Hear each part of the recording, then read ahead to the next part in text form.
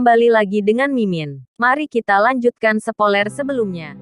Roh rubah Yukime sedang menunggunya di lantai atas menara putih. Cahaya bulan putih terang memasuki ruangan melalui jendela. Dan cahaya dari lilin-lilin menerangi makanan yang disajikan dengan hati-hati di atas meja. Pada saat itu, ketika nyala salah satu lilin bergerak, sosok hitam muncul dari kegelapan. Akhirnya kamu datang.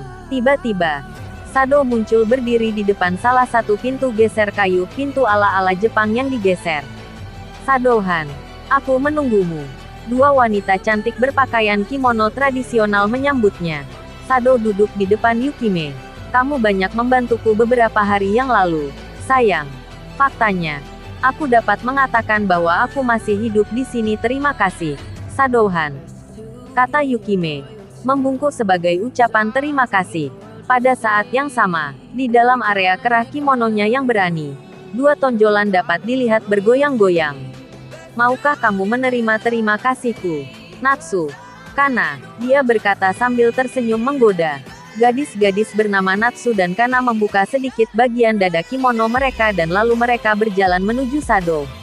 Tidak perlu. Jadi, hal-hal seperti ini tidak sesuai dengan keinginanmu. Yukime membuat tanda dan kemudian kedua gadis itu meninggalkan ruangan. Kemudian Yukime duduk di sebelah Sado dan minum. Ini minuman sake terbaik yang kami miliki di sini. Namun, Sado tidak peduli. Katakan padaku apa yang kamu inginkan. Ya ampun. Aku hanya ingin lebih dekat denganmu. Itu saja, kata Yukime, berbisik padanya di telinga sambil tersenyum. Meski aku tahu butuh waktu untuk bisa akrab. Jadi sebagai imbalannya, dan bagaimana caranya terima kasih, ada sesuatu yang sangat menarik untuk diceritakan padamu. Petik 1. Dia menekankan payudaranya ke lengan Sado. Pernahkah kamu mendengar tentang jaringan pengepungan terhadap perusahaan Mitsugoshi? Ternyata di sana banyak bisnis dan perusahaan yang tidak menyukai kemajuan pesat yang dilakukan Mitsugoshi. Jadi mereka bergabung untuk menghancurkan mereka. Perusahaan Mitsugoshi melawan asosiasi pedagang. Tidak peduli siapa yang menang. Apa yang akan terjadi selanjutnya akan menjadi pertarungan bisnis yang sulit, kata Yukime. Bibirnya begitu dekat sehingga dia sepertinya bisa menyentuh pipinya Sado setiap saat. Tentu saja, yang menang pada akhirnya bukanlah perusahaan Mitsugoshi. Begitu pula asosiasi pedagang. Satu-satunya yang akan menang, itu adalah kamu dan aku, Sado-han. Setelah mengeluarkan nafas kecil di telinganya, dia meletakkan kepalanya di pundaknya. Sado, dengan hanya aku dan kamu, apa yang pernah kamu katakan untuk membuat organisasi raksasa untuk mengontrol bisnis seluruh dunia dari dalam bayang-bayang? Petik 2. Telinga Sado, yang sejauh ini tidak menanggapi semua godaan Yukime, bergerak-gerak pada saat itu. Di tengah malam, sudah 2 hari kereta berpergian jauh dari ibu kota Midgar. Sekelompok gerbong diparkir.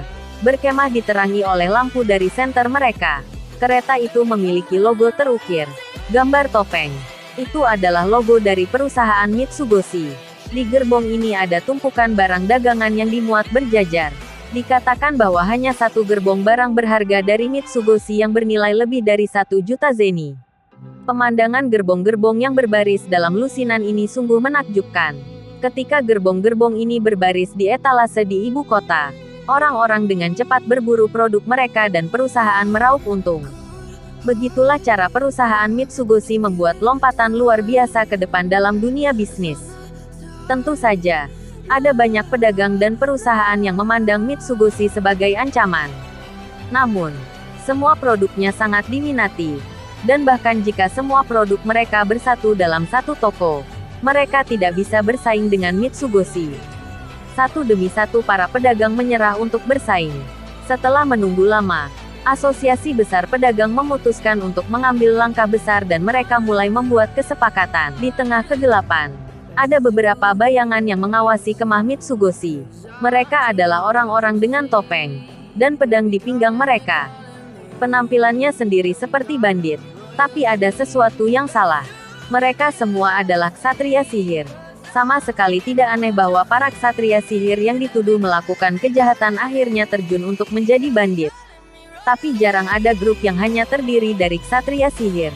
Mereka berkomunikasi dengan isyarat tangan dan kemudian menyusup ke kamp. Lalu, mereka menyerang pada saat bersamaan. Kia. Petik 2. Pertama teriakan seorang wanita terdengar. Pertama-tama mereka menebas elf berambut perak yang menjaga, lalu menyerang kepada pekerja lainnya. Suara kematian bergema di kegelapan malam. Bahkan perusahaan Mitsugoshi tidak bisa berbuat apa-apa saat mereka diserang oleh bandit berkedok satria sihir. Wanita terakhir yang tersisa adalah elf berambut emas. Dia diseret keluar dari kereta dengan air mata berlinang di mata birunya. Tolong selamatkan hidupku. Elf itu begitu cantik sehingga pria bertopeng tidak bisa menyembunyikan senyuman tidak menyenangkan melihatnya. Ayo tinggalkan pesan dengan yang ini. Kuku. Ide bagus. Mereka mengambil tangan dan kaki wanita itu dengan kasar. Sebuah pesan. Apa yang akan kamu lakukan? Petik 2. Apa kau ingin tahu? Tidak. Tolong. Jangan sakiti aku. Pria itu menghunus pedangnya dan perlahan memotong gaun elf itu, sampai miliknya kulit putih indah terlihat di depan matanya. Sungguh sial bagimu. Kau seharusnya tidak membuat perusahaan Garter marah. Aku hanya tahu diberi satu perintah dari bosku untuk orang-orang tak berguna dari Asosiasi Besar Pedagang. Perusahaan Mitsugoshi telah selesai. Tidak mungkin. Jadi kamu, tepat, tentara bayaran dari perusahaan Garter. Kekuatan dan pengaruh kita setara atau lebih besar dari ksatria di negara kecil. Wanita itu menatap dengan putus asa. Pria itu tersenyum dengan kejam lalu merobek bagian dada dari bajunya. Dari sana dua payudara putih besar muncul. Atau begitulah yang dia harapkan. Namun, ada semacam kain hitam yang menutupi kulitnya. Begitu pria itu membuka bagian itu, bagian hitam itu mulai menyebar dan menutupi semuanya kulit gadis itu. Terima kasih untuk informasinya, dia berkata. Dalam pandangannya tidak ada lagi keputusasaan, tapi dinginnya seseorang yang kuat. Sial, pria itu mengayunkan pedangnya. Tetapi gadis itu tidak mengelak. Pedang pria itu mengenai lehernya tapi itu dilindungi oleh kain hitam. Dia menatap pedang itu dengan dingin dan berkata. Petik 2. Betapa rapuhnya. Kemudian dalam sedetik, pedang hitam legam menembus jantung pria itu dan keluar di punggungnya. Dia bangkit setelah melihat pria itu memuntahkan darah dari mulutnya dan jatuh ke tanah. Akhirnya, dia menghunus pedang hitamnya. Bebaskan dirimu, pedang penghakiman. Dengan perintah itu, elf berambut perak pertama yang ditebas, bangkit dan membunuh salah satu dari para bandit. Setelah dia, semua pekerja Mitsugoshi yang seharusnya dibunuh. Mereka bangkit satu demi satu dan membantai para bandit lainnya. Masing-masing dari mereka, tanpa kecuali, mereka mengenakan setelan hitam di balik pakaian mereka. Situasinya benar-benar terbalik. Ada beberapa yang mencoba melarikan diri, tetapi para gadis mengejar dan melenyapkan mereka. Setelah beberapa suara berteriak minta ampun dan yang lainnya meminta rasa sakit, malam kembali sunyi. Malam lebih baik kalau hening. Beta, lapor, kata elf pirang ke elf rambut perak. Alpha sama. Kami telah selesai melenyapkan para bandit. Kami juga tidak memiliki korban luka. Kami menangkap 3 dari mereka hidup-hidup. Elf bernama Alpha mengangguk. Serahkan sisanya pada kami. Dimengerti. Sepertinya perang akan segera dimulai, kata Alpha.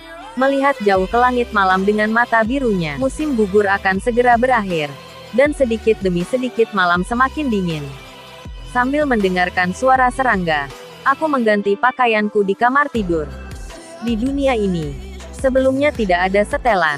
Tetapi berkat perluasan produk dari Mitsugoshi, sekarang para bangsawan agung biasa membeli setelan jas.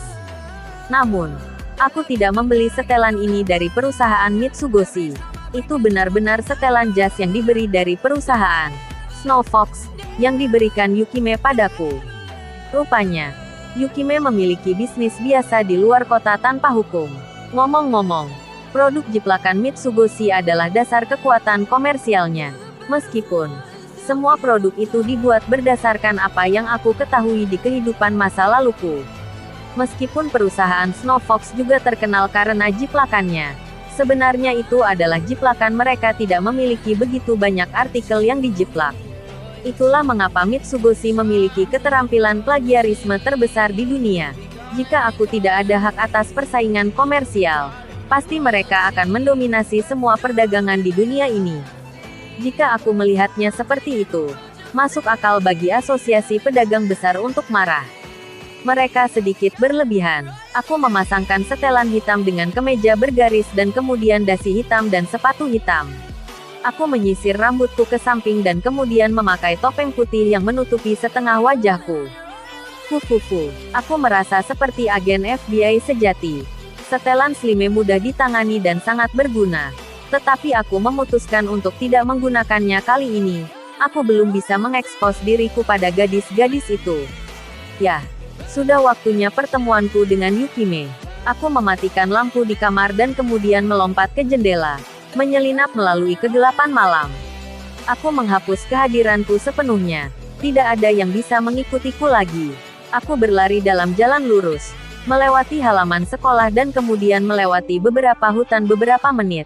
Dan kemudian aku membuka mata untuk mendengar suara sungai. Ada sebuah rumah besar yang secara eksplisit dibangun di sebelah sungai. Ini adalah rumah besar di tepi sungai. Sebuah rumah yang dibangun selaras dengan air, tanaman, dan semua alam yang ada di sekitarnya. Tempat ini rupanya dibangun oleh seorang arsitek terkenal, dan merupakan salah satu tempat persembunyian dari Yukime. Aku terus menghapus kehadiranku. Diam-diam masuk melalui jendela yang memantulkan cahaya kecil di dalam. Di sana, di depan perapian, Yukime sedang duduk. Rambut putih dan bulunya diterangi oleh cahaya dari perapian.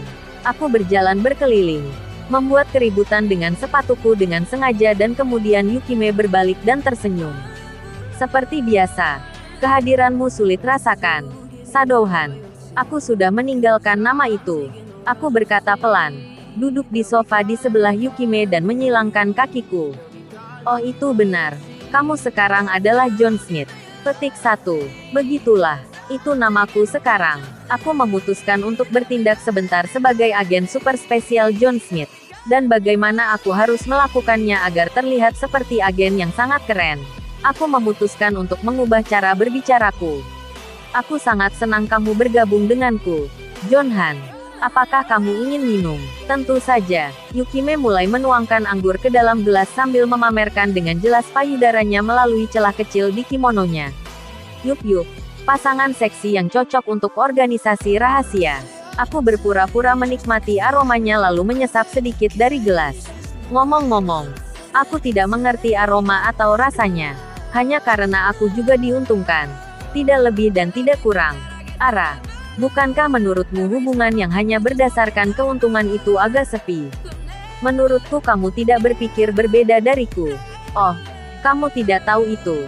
Bagaimana kalau kamu mencari tahu sendiri? Yukime menjilat bibir montoknya dan menunjukkan senyum menggoda. Itu akan membuang-buang waktu. Terima kasih telah menonton videonya. Yang belum subscribe di subscribe dulu guys. Dan jangan lupa nantikan spoiler selanjutnya.